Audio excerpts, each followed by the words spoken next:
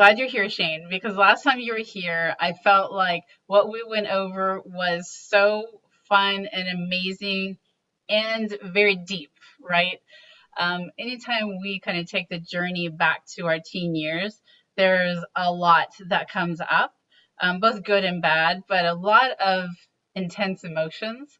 Like part of that is because in those times, our amygdala was creating big, big emotions like our teens are experiencing now. So those memories are always fresh, and it's crazy when you talk to people who are much older, like 80s, they might not remember what happened the month before, but they will remember vividly their teen years. So you're here again to take us kind of on a journey back to our teen years. So welcome, Shane, and the floor is all yours. Thank you, thank you. Thank you for having me back, and I'm so excited. This is my jam, working with kids and teens and preteens, and especially the teenager and preteen that is within all of us as adults. So my name is Shane Braverman. I'm an inner teenager coach and a teen parent communication facilitator. That means that I work with adults to go back in their past, like in an imaginary time machine, and help them to access their inner teenager, which is basically every part of you that experienced adolescence. And for some people that starts at 8 or 9, some people a little bit later, and it extends all the way through your early 20s. And everybody's a little bit different, so your timelines are going to be different on that too. Yeah, and that's something that most people think adolescence is like 8 or 9 to 18, but it continues on. Your brain's still forming until 23, 25. Absolutely. And for some of us, I don't know, when I got into my early 30s, I was like, wow, my 20s were terrible. So it's definitely still part of your adolescence. Mm-hmm. And during our adolescence, what happens is we're experiencing so much, as you mentioned, from our amygdala, from our brain being, working on being fully formed throughout that time. Everything is heightened, our emotions, our experiences. And during that time, we're trying to figure out who we are, but we're also creating whole belief systems based on our experiences when we're in the middle of our adolescence. We're creating those belief systems based on our ancestry. Like a lot of us have like deep-rooted familial beliefs and belief systems based on society. And some of them, track back thousands of years, depending on what the belief is. So in working with your inner teenager, what I help people to do is to go back and look at those beliefs and see how they're affecting you as an adult in your life, how they're affecting your relationships, how they're affecting your creativity. And you actually can go back and change them. And I don't know if anybody has ever seen the movie What the Bleep Do We Know? It was from like the early 2000s. I haven't seen that. Okay. So it was kind of, I don't know how popular it was, but I remember watching it and being like, whoa, this one part of it, they talked about how your brain actually can't tell the difference between what goes on in your imagination and what goes on in your reality. So what we do in our visualizations and in our sessions is we go back in your imagination and we go back in time and we use all kinds of energy tools and imagery to help you access those past selves, those past beliefs, and to change them so that the energy is released, it comes back to you transformed and transmuted, and you get all of that power back in your present. And you're not as reactive. So yeah, so anyway, so that was some interesting science in that movie. Well, and the reactive piece is something that we do a lot as parents, because our kids rile up our emotions. I totally feel like our brains go back to the adolescent years when we're interacting with our teens. and the emotions are just like blah, all over the place. So if we can, like you're saying, become less reactive, then we can think more logically and help and support our teens a little bit better. Absolutely. And that's what they're designed to do, right? Like preteens and teens, they are absolutely designed to push your buttons. And what's happening when those buttons are being pushed is your subconscious is like, oh my God, adolescence is happening all over again. Freak out, right? So this is, I mean, it's like totally normal. It's how it goes. And this is what everything is designed to do. But we don't have to react that way all the time. We can go back and change some of these experiences to maintain a more centered calm when your kids are pushing your buttons, right? Even if you can recognize in the moment, oh, that's my button, got it, right? It becomes a different experience. So let's see. We're talking about inner teens. What's an inner teen? Does anybody have any questions on like what is an inner teenager so far? I think like when you say inner teen, to me it feels like almost like this energy that is everything rolled up into one, the emotions, the memories of what happened. um, but I think a lot is the emotional piece. That's what I think of when Yeah. you say that. Yeah, it's all of it. So it's a combination of every single adolescent self within you, the emotional aspect, the physical aspect. I mean, a big part of it is the emotion because that's what we hold on to and that's what kind of rockets into our future. And that's what makes us be so reactive a lot of the times.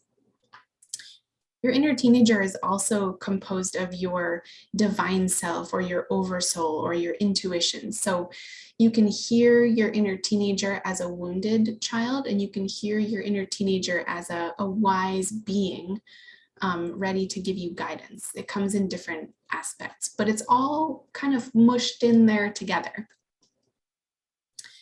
So back to some of the things that we experience as an adolescent, some of the belief systems that we create, because our brains are not totally fully formed, we can't always think logically. We're creating belief systems about ourselves and about the world kind of from incomplete information, right? So we're getting information from social media, from Instagram and TikTok, and or rather kids these days are. For us it was probably like, I don't know. Where did we Yeah. get information from? I like think about that. It's like when you think of where we get it now today, it's like, how did we know about anything? It was so different. I think Yeah. the influx of information is overwhelming for present day adolescents, and they have to filter a lot more of it, or they become addicted to consuming a lot more of it. Mm-hmm. Um, I think for us, it was probably TV. Once I was in high school, it was the internet. Mm-hmm. But anyway, so we're bringing in all of this information from different sources, right? From our family beliefs that say women can't do math, from our societal beliefs that say because you have a menstrual cycle, you're gross. There's your teacher who says you didn't do well on this test, I don't like you anymore, right? And we're forming all of these beliefs based on these experiences, and most of them are going to be like, well, I'm a terrible person. Or some Mm-hmm. sort of shame or guilt or blame, right? We blame our past selves for so much. And it's all because we don't necessarily have the tools to deal with all of the influx, right? We're making these assumptions, and we're creating this whole way of living, these belief systems for ourselves based on, well, not having the right tools and incomplete information, and for some of us, like very little support when we go through our adolescent years. And that means that when somebody pushes those buttons again, it's like, explode, right? And like my mentor says, the word belief actually has the word lie in it. Lie, right? Belie. So when Mhm. we're making all of these beliefs, none of them are actually true. And we get to go back and kind of pop the pin in those balloons when we're doing this. Yeah, and during the teen years, those beliefs really become ingrained. Like now as adults, there's some things we hear, we can kind of just deflect them, like no big deal. But even like maybe small things our parents said, or our friends said, or even like friendship issues we had, or if we failed a class when we were a teen, it's unbelievable how much that formed our beliefs now and it stuck with us. Absolutely. I I remember very, very specifically getting poor grades in my English classes starting in middle school. And from that, I learned, gosh, I am a terrible writer. I'm so bad at English, right? And once I got into college, I asked one of my professors to like proofread one of my papers before I handed it like weeks ahead of time because I was so anxious about it. And I've Right. always been anxious about it. It's like one of my triggers. And he was like, this looks great. What are you worried about? And I was like, what?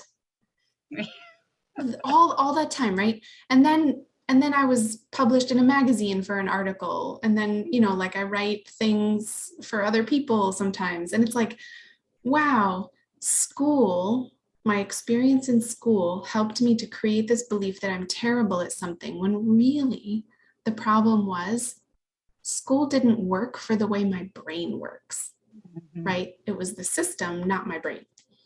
And we take in things like that all the time. I wonder what everybody here, has experienced that way just because of a system that was designed for one type of brain instead Mhm. of the millions and millions of different types of brains that exist.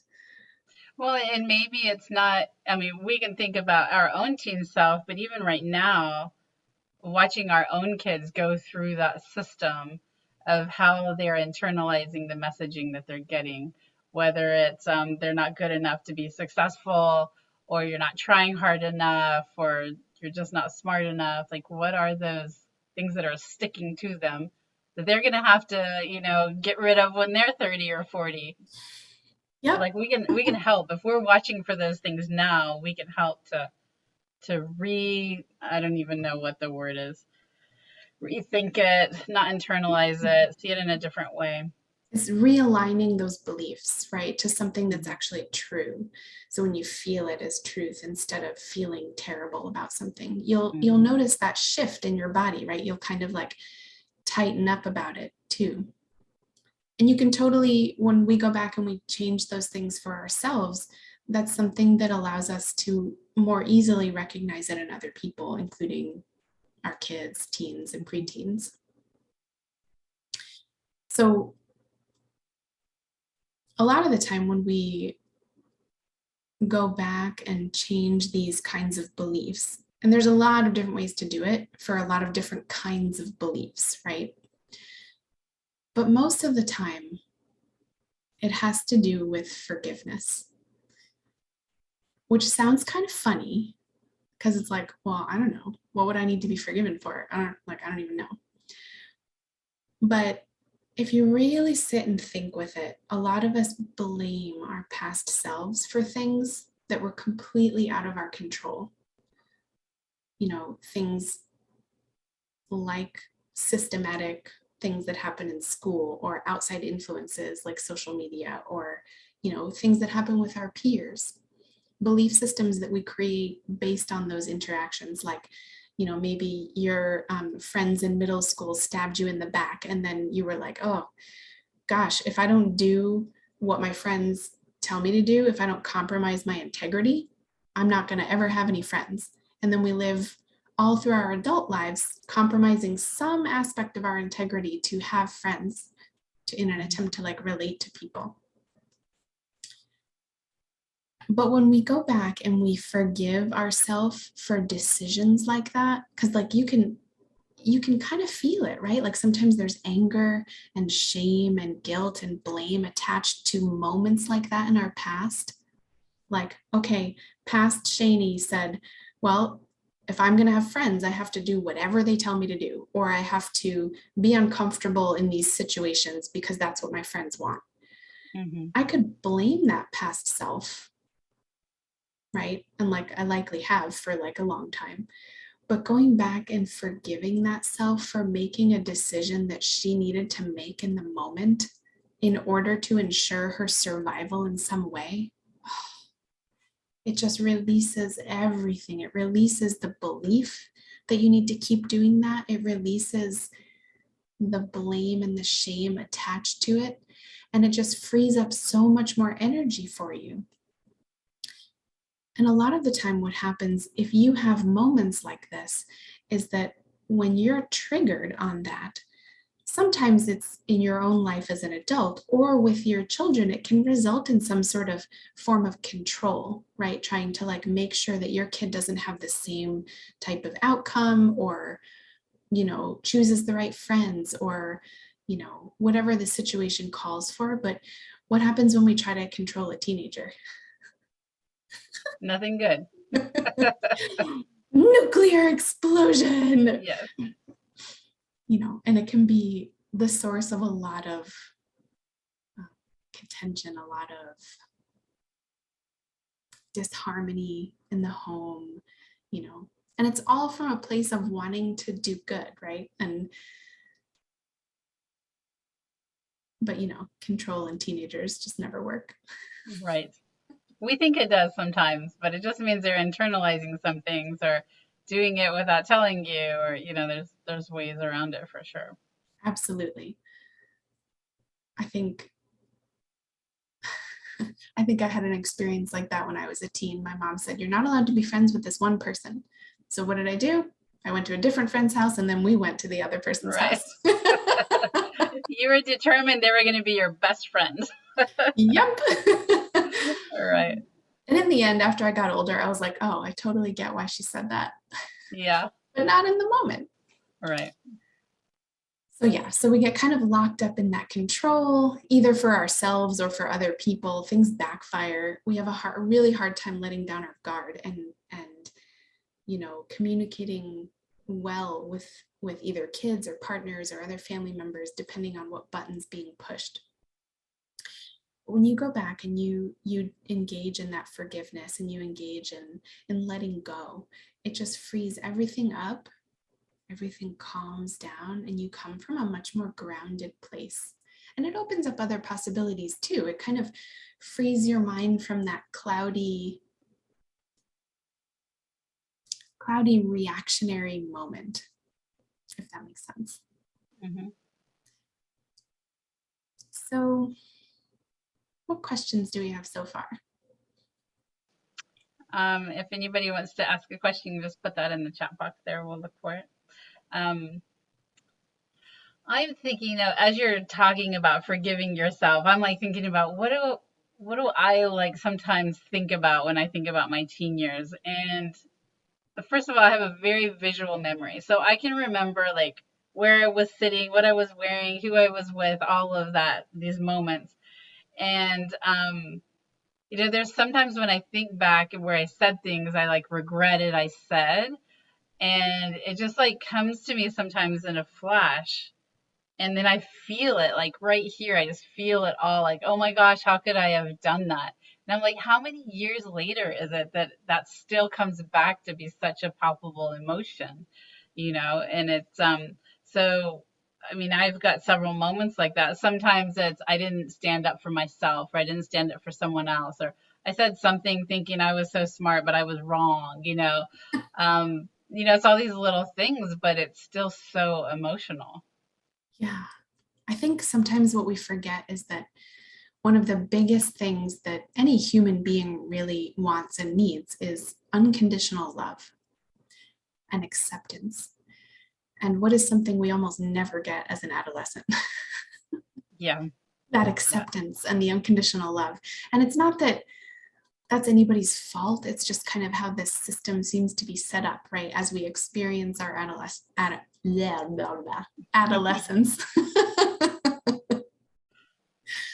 Yeah, even parents who are loving one of the things that we do as parents is we're constantly course correcting, like sharing our wisdom, which, the teen interprets as you think I don't know any better. And so, it's all of these things that add up where we're like, but I'm a loving parent. But Mhm. the teen experiences it differently that, okay, my parents love me, but they don't think I'm doing things right or I'm not good enough.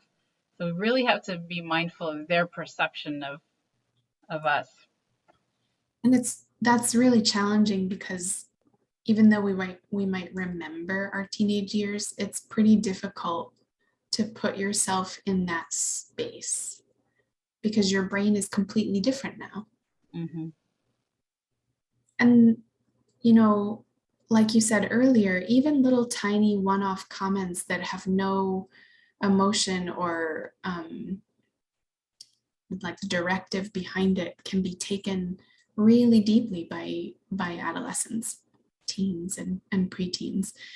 And it's just part of their experience. And I think part of that is also forgiving ourselves as adults for it, because that's not something we can control. And if Hmm. we spend a lot of time on it, we're just going to beat ourselves up and feel pretty terrible. And when I'm talking about forgiveness for your past selves, it's also for anybody involved in the situation or in the emotion that you've experienced. But forgiveness in this case doesn't mean, oh, it's okay, but do it again. In fact, like that's not at all what I'm talking about here. It's just that forgiveness means you're not willing to carry that heavy baggage anymore, that 50-pound weight of every experience that you had. You don't need to carry that around anymore. You can take a rest. That's okay. We're gonna send it back to the sun and transform it, and you're gonna call that energy back and be even stronger. So that's what I mean about forgiveness. So we can't just say, good job, whatever you did. Yeah, We have to learn from it too, right? absolutely. So here's a maybe a good example of this. Disabled participant screen sharing. Hold on. I will change that. One sec. Why, thank you. Okay. That work? Yes. Okay. Okay. So this is sixth grade Shani, Oh, 11 years old. cute. And thank you. I think she's pretty cute too. Yes. But you know what? Up until about 2 years ago, I couldn't look at this picture. I felt shame, hatred, anxiety. I blamed her for so much. It is not her fault that other kids made fun of me for being a tomboy. It is not her fault that other kids made fun of me for not shaving my legs. It's not her fault that I thought I was a boy trapped in a girl's body. I felt such shame and regret and anger over it that I blamed her for it. And it really locked me up in a lot of different ways. And after beginning engaging in this inner teenager work, I started realizing that she kept coming up for me because I had so much work to do with her, so much forgiveness. And, now I get to look back at her and go, oh my God, I was so cute. Look at that missing tooth. But I look back and I'm like, wow, she has such amazing creative ideas. She's, really, really talented and so enthusiastic about helping people. So when you start to do this forgiveness, instead of me being reactive to other people who might make offhanded comments about like how my hair was or how it is now or how it's the same, right? Instead of being really reactive about it or reactive about how feminine I appear or feel to other people, because that was a big, big thing for me. I was a tomboy. I got really made fun of for it. And my name is Shane, which like now I think there's probably a lot more girls with like gender neutral or traditionally male names, but back then, not so many. So that kind of added to my confusion and shame and anger. And anytime anybody said anything about it, it was always, I'm not girly enough, I'm not feminine enough. What can I do to add to that? right? And I was constantly over focusing on that. And I say over focusing now because it was a big hot button issue for me. So it was my reactionary issue a lot. Mhm. But doing this kind of work, I don't react to it anymore, which is pretty cool. So, With you sharing this, I'm getting really teary eyed because I think of the girls that I work with, and they have these thoughts about themselves, and you just want to shake them and say, please see how wonderful and amazing you are, and so yeah, so thanks for sharing that. yeah, and I see it too, and it's challenging, but when we do this work with ourselves, it helps us, I think, in our capacity to help like present day adolescents and teens too. So like when we have less self-loathing, that's not reflected as much, I think. Does that make Mhm. sense? Yeah. So, so yeah. So this is, it can be a long journey, but it can be really fun because the tools that we use to work on this stuff, we ride dragons and we, use laser swords and all that kind of stuff with our energy work and our forgiveness. And we go back and we rescue our past selves. And as we do that, we're more available also for other people in our lives. Our creativity really opens up and we allow ourselves to have more fun too. I think that's a big one. How many of us don't know what we like to do for fun? Yeah. Probably lots of us. Because somewhere in our adolescence, somebody said, oh, you can't do that. You'll never make money from it. So don't even bother. Right. Yeah. I talk about that with parents who their kids express their dream and they're like, that's okay until they hit like sixth grade. And then they're like, okay, that was all fun and good, but now we need to get serious. And, it's important. You can take anything and make it into your dream, and to make it into a job or your hobby later. But we should make sure we definitely don't take kind of the beliefs we have from when we were teens, which is you got to make sure you have this straight and clear career path, right? We got to switch that up. That definitely comes from our messaging when we were young. Absolutely. And the push for college and the push for, steady 9 to 5. But that's not really how the world is. And on top of that, it squishes creativity, it just squashes it.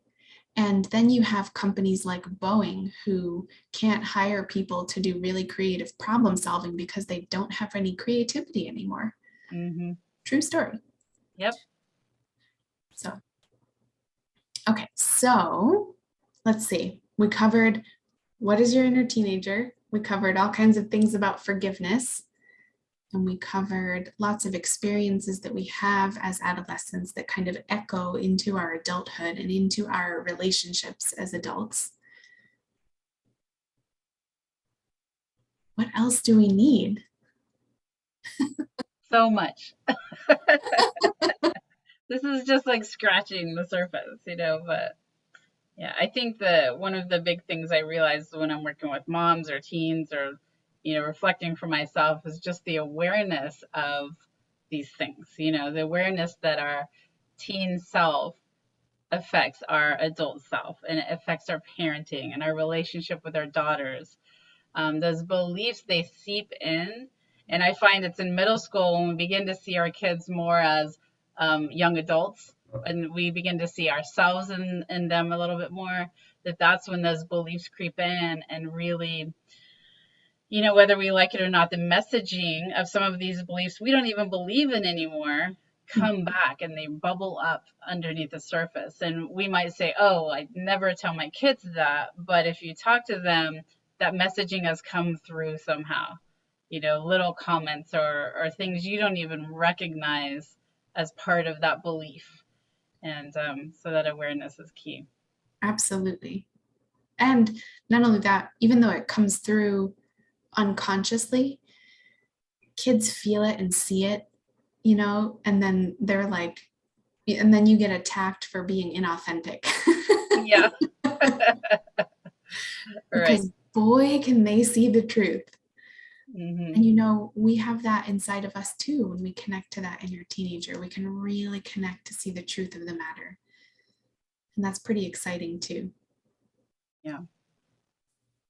So how do we work towards this forgiveness of our teen selves? So I have we can do a guided visualization on this.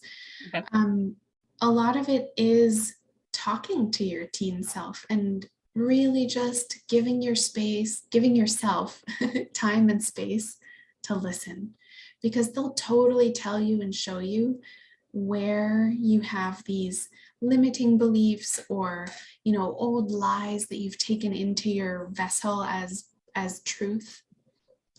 And so a lot of it is just sitting and listening and understanding that that doesn't always mean that you're going to hear with your ears. Sometimes it's a knowing, sometimes a song plays on the radio and it clicks something. There's all kinds of ways of hearing that, but we can start with a guided visualization and energy work. One of the things, oh, my door is closed, but I have a chakra banner. Hmm. One of the most helpful tools that we use are various forms of violet, like the color purple, violet fire. And that's the color of your crown chakra. And it's the color of transformation and forgiveness. Purple is also the combination of your root chakra. So it's like divine mother, ruby red colors of like unconditional love and support and emotional support. And the throat chakra, which is sapphire blue, and that is the color of truth and justice, sometimes, mostly truth.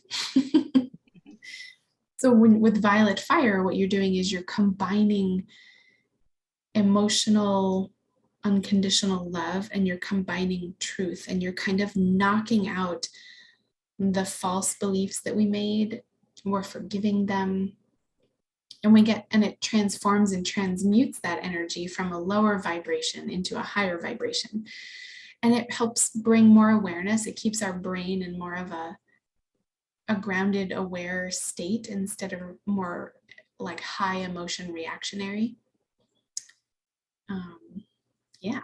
So that's the crown chakra, and that's the violet fire you said? Yes. Okay. Taking notes so I remember the name. Yeah. So what we're going to do, we're going to use a lot of violet fire tools, and we're going to use some sapphire blue tools.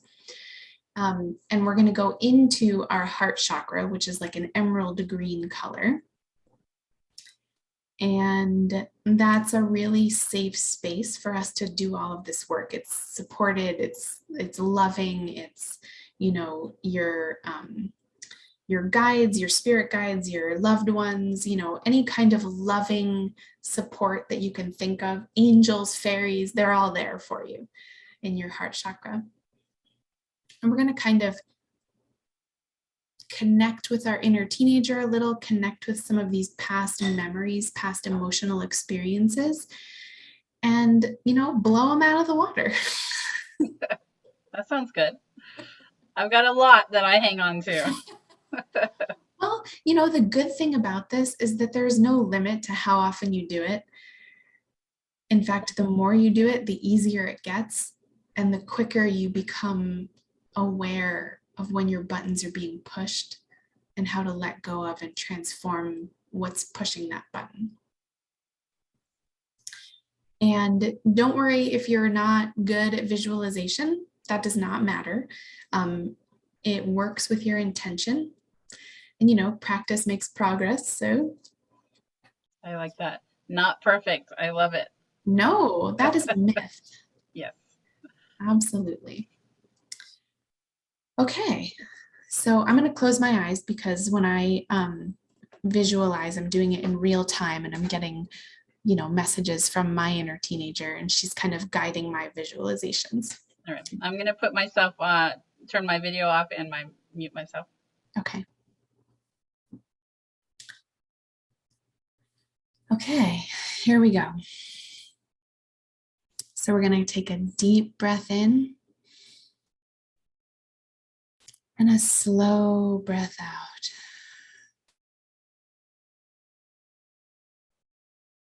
We're just going to do this 2 more times, or more if you need it.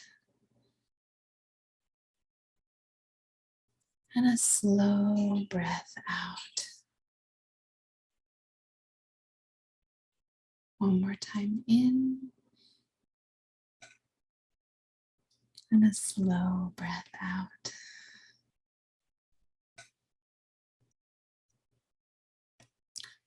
And right in front of you, a violet-colored purple door appears. And remember, if you don't see these things in your mind's eye, in your imagination, that's okay. This works with your intention. Go ahead and walk through that purple door. You are walking directly into the most beautiful emerald green meadow. This is your heart chakra meadow. Go ahead and take off your shoes. Feel the grass between your toes. Soak in that emerald green color. Look up and feel the central sun shining down on you. Feel the golden light entering your body through your skin, turning you all sparkly golden.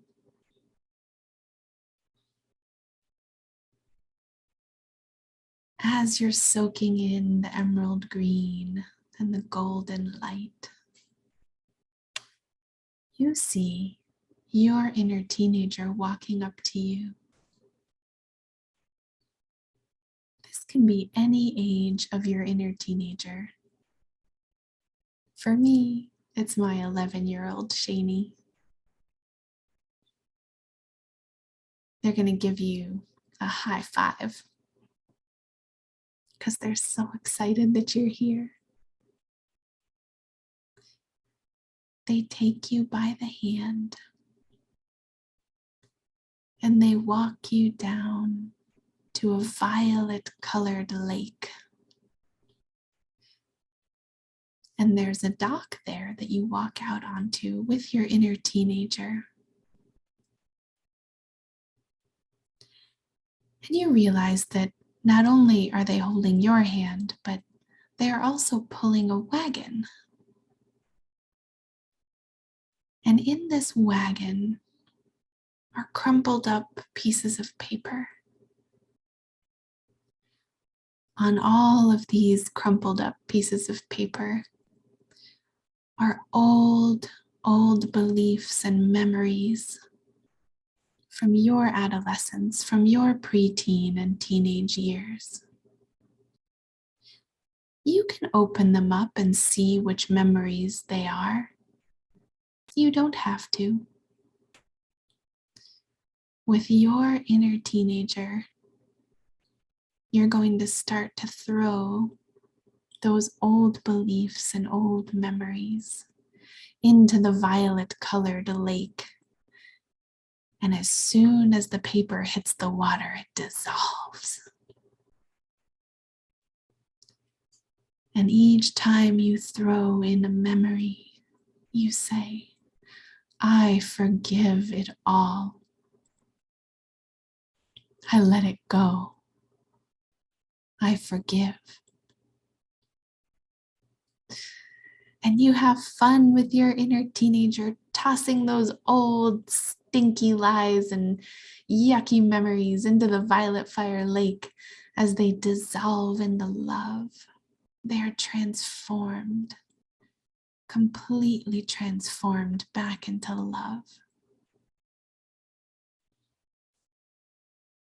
And you just keep throwing those papers until there are no more in the wagon and the wagon disappears.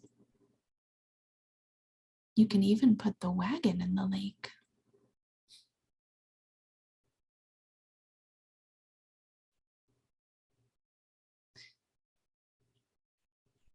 when there are no more papers and your wagon has disappeared or has dissolved in the lake.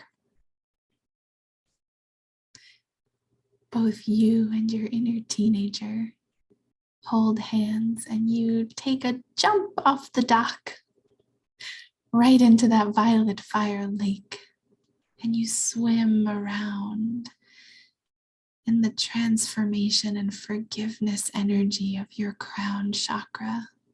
You soak it all in.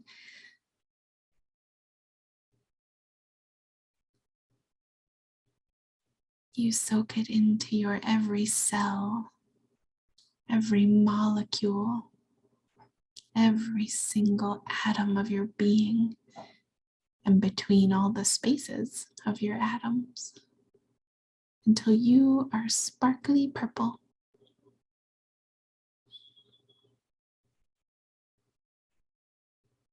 You say, I call my energy back to me, fully transmuted and transformed. And as you call your energy back, the lake turns into a rainbow of colors. And you soak in all the colors of all the chakras in every cell, in every molecule, in every atom and the spaces between your atoms.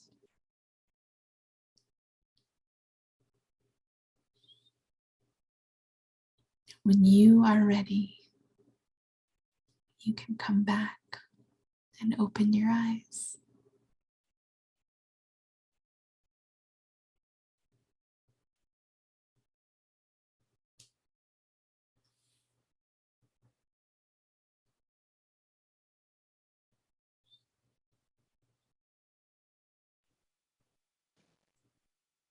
That was wonderful. Thank you. Yeah, I always cry. The one point that stood out to me was when you said to like release the wagon in the lake. I was like, put it in, and I'm like, oh wait, like holding on to it for a little bit, and then like, all right, I'll let it go. Yeah, our subconscious, our past selves, they're trying to keep us safe by holding on to that old stuff, because as long as the future looks like the past, we're, quote, safe. But that's not really safe. It's just heavy. Unfamiliar. And familiar. But when we let go of that wagon, boy, you're much lighter.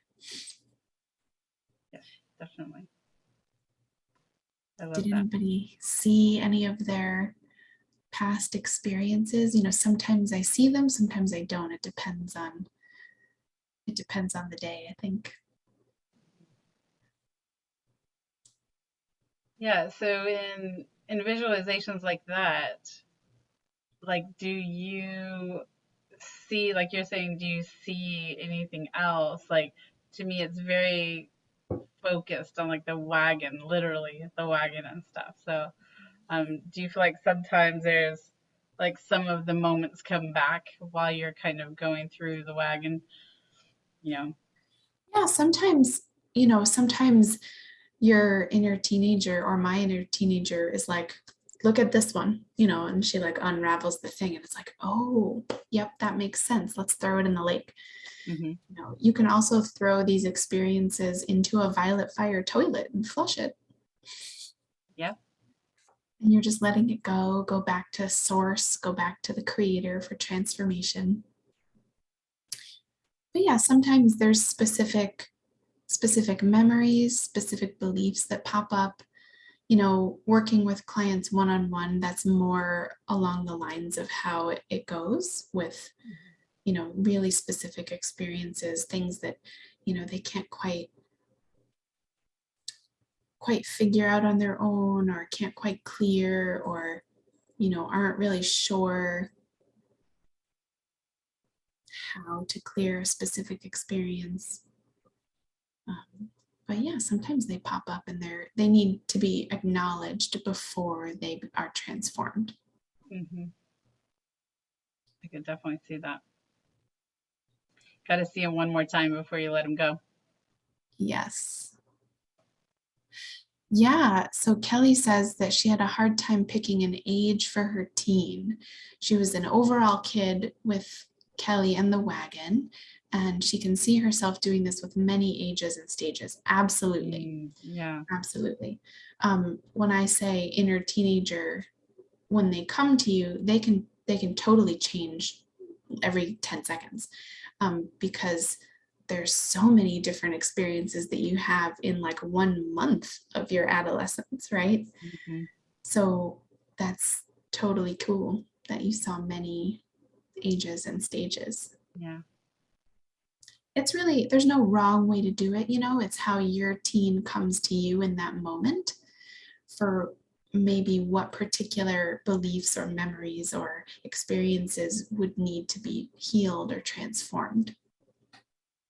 Yeah. I could see how if you do this, multiple times, each time the experience is completely different. Like Kelly is saying, maybe it's because of the ages, or maybe it's the same age, but memories of different things, different beliefs that you're like, wait, I forgot about that. Let's bring that belief up and let it go. Absolutely. Um, yeah. Yeah. One that just popped up for me was, I believed when I was probably in my late teens that because I am a woman, I have to say yes to what a man wants. Mm-hmm. I'm going to throw that down the violet fire toilet. Yeah. Away A with that few one. times. Yeah. Yeah. One thing that came up for me in this one was, and the belief wasn't exactly clear what even the belief is, but that um, the attention I got even in middle school from adult males, like a sexual attention, right? Like I remember even one of my teachers, was by my locker and he would say stuff, but not only to me, but he would say stuff like bring other guys into the conversation. Mm-hmm. And another teacher saying, like, I was absent one day and saying to my best friend, who was a guy, you just like her because of her body. Come on, everybody, in front of the class. So that kind of stuff, happening in middle school, like what an impact it had on me at that point. Yeah, these kinds of things. So first of all, you can put your teacher in the violet fire toilet and flush Yeah. him down there because that's where he needs to go. Both of them, yes. But on top of that, things like this teach us, no matter who it happens to, but it teaches us that our only value is in our sexuality or our physical body, Hmm. and those kinds of beliefs can go right down that toilet or to dissolve in the lake also. And part of it can be a fear that that is our only value. I highly identify with that too.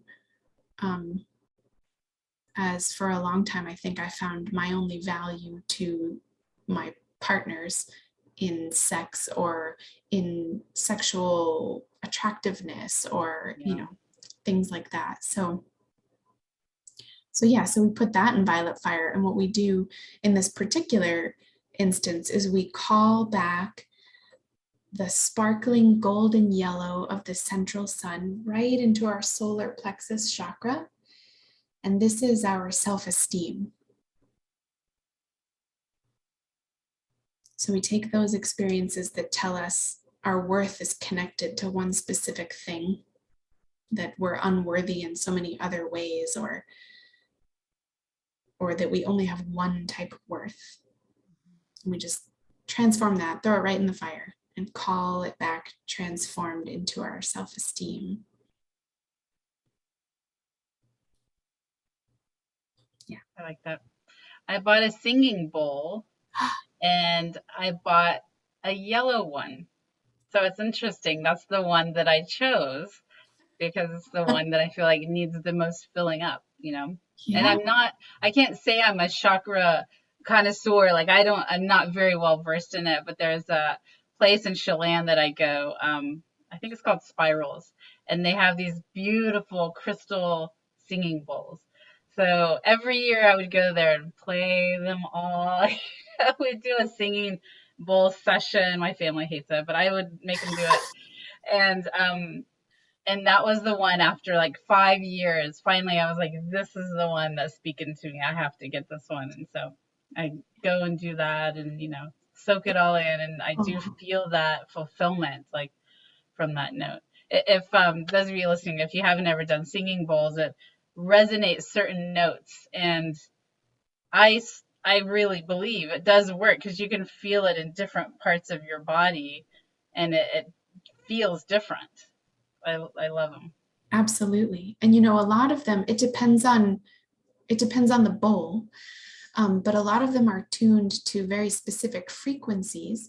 And if Mhm. you think about it, all energy has frequency. Light has frequency. We are energy. And so when you are playing that bowl that might not, I don't know, might be tuned specifically for your solar plexus Yeah. chakra, right? Your sunny Yep. golden yellow one. You're like, adding to it, reinforcing it, loving it, just giving it so much more energy. And our solar plexus chakras are, when we are in middle school, when we are first starting our adolescence, what gets hit the most? Our self-esteem. Every left, right, up, down, our self-esteem just gets hit so much. So that's awesome that you're, really taking in that love, because it's really Mhm. cool. Yeah. We should plan to do some a singing bowl thing with middle school girls. I think that would be really awesome to do that and with like some visualization and maybe the moms and daughters, like just to have that connection could be really cool. Moms might have to talk their kids into it, but it'd be a bonding experience. Surprised. You'd be surprised. Kids they're magical. They know that we're energy, that we're all connected, that this stuff is and it works. And the tricky part maybe is doing it with parents. Right. Yeah. Very true. Awesome. Cool beans. Well, I don't, any other questions or comments or I feel more at peace. Kelly, how about you?